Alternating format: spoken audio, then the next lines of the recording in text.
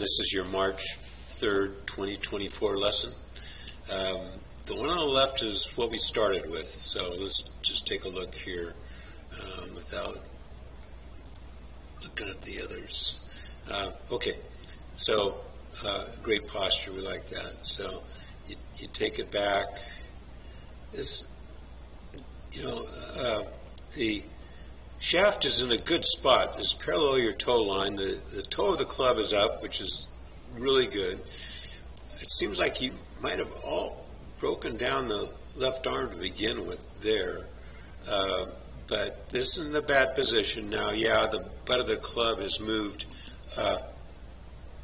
out from your hands, and what that does, so the butt of the club is there, and it started at that green X. So you're throwing the club away from your body, and then you're opening up like a disconnect on your left bicep and left pec.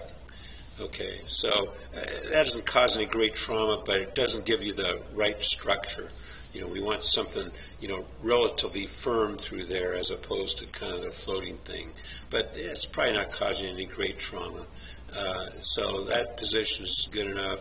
So you're on plane. So this is what's saving your bacon. It doesn't get off plane at all. This is close enough. Okay, so see how it's parallel to the yellow lines? Now the first move down, your hands are, from your viewing point, is going counterclockwise. Now watch the shaft. Okay, so see the shaft?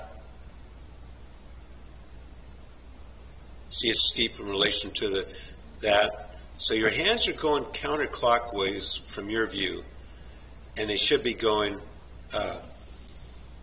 clockwise. Okay, so then you're kind of throwing your hands at it. So the butt of the club is now here, and it started on that green line. So you've got to be ripping this thing back inside towards that left hip. Otherwise, you're going to swing right over the ball. Okay, so, and then we get to this position. This is the position of truth, and the shaft is here, and it needs to be here. Now, every great player, doesn't matter what the swing looks like. It could be Pyrrhic swing, kind of the loop-de-loop. It could be a whoop swing. It could be any of these guys. But at delivery point, it's on their forearm. And you can't play from this position because, see, the club head is outside here. It's going to be fat. It's going to be left. You're going to be forced to leave your club face open, trying to carve it back into the fairway. So, we're looking for improvement, and I'm telling you there is no improvement until we get this thing down your forearm. Unfortunately, we can't go any further until you get it on your forearm. Once you get it in your forearm on a regular basis, then we can move on and talk about some body motion and stuff like that. So that's what's sinking the ship. Okay, and then what we found was without a ball, you don't have the urge to hit it hard, and you come actually in a proper position.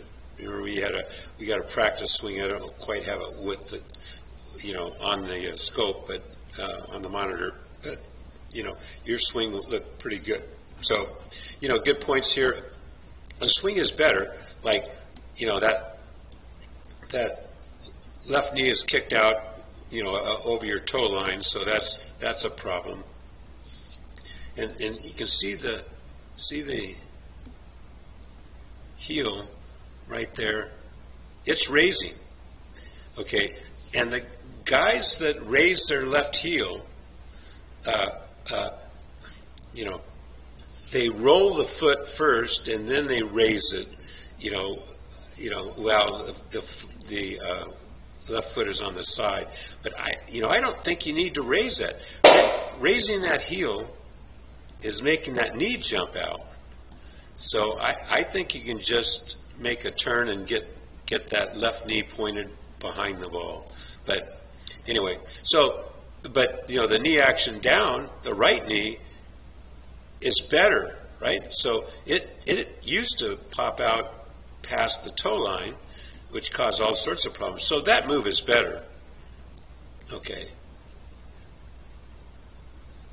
So and then we're trying to save it. In this case, the club is outside the ball. It's going to go left. This happens to be on the toe with the open club face, so it has a chance of getting close to the middle. You exit on plane, which is good. You still have the shoulder tilt, which is good. I mean the spine angle, which is good. Shoulder tilt is good. So a lot of good aspects of it. You're a mile from the back wall, and we need to address that at some point, but not until we get it on your forearm. Okay, so what we did was we tinkered around and realized that you had a good swing. Everything was okay when you didn't have a ball. Then what we did was we had you swing at 10% of speed, and the video in the middle here is the 10% speed. Now, it was going so slow I don't have the takeaway, but I have the downswing. Watch the downswing. Okay, this is 10% speed. Now watch. See your hands drop? See this angle?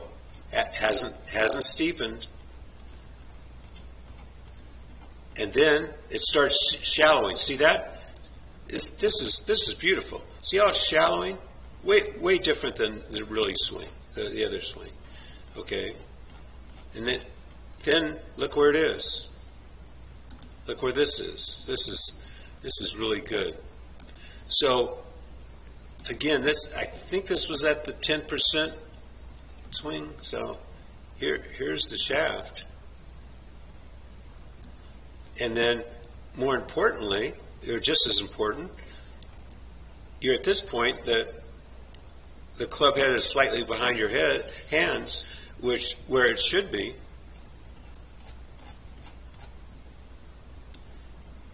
And you go rocketing through. Okay. Kind of interesting here. Your left knee is kind of screwy. Okay. So we did it at 5%. We did it at 10%. The swing really looked good. So, anytime we add the ball and you hit full speed, you end up, I believe it's a mindset where, as I wrote in that text, I think one of your strengths is you can hit the ball hard. And I think without a ball there or low speed, that's not an issue. When you do a regular swing, it's an issue, and you flip at it with your hands and it becomes steep and everything else. So this one on the right is, I think, like 50% speed, something like that. Watch this. This is okay. Huh? How about that? So that is either 50 or 60%. So that's your swing. Look, you get it up here, it's all on plane, and then you start shallowing it, and it's up in your arm. Look at the difference. Remember, the one on the left is your swing to start the lesson. The one in the middle is a 5% capacity or effort, and the one on the right is, let's call it a 55%er.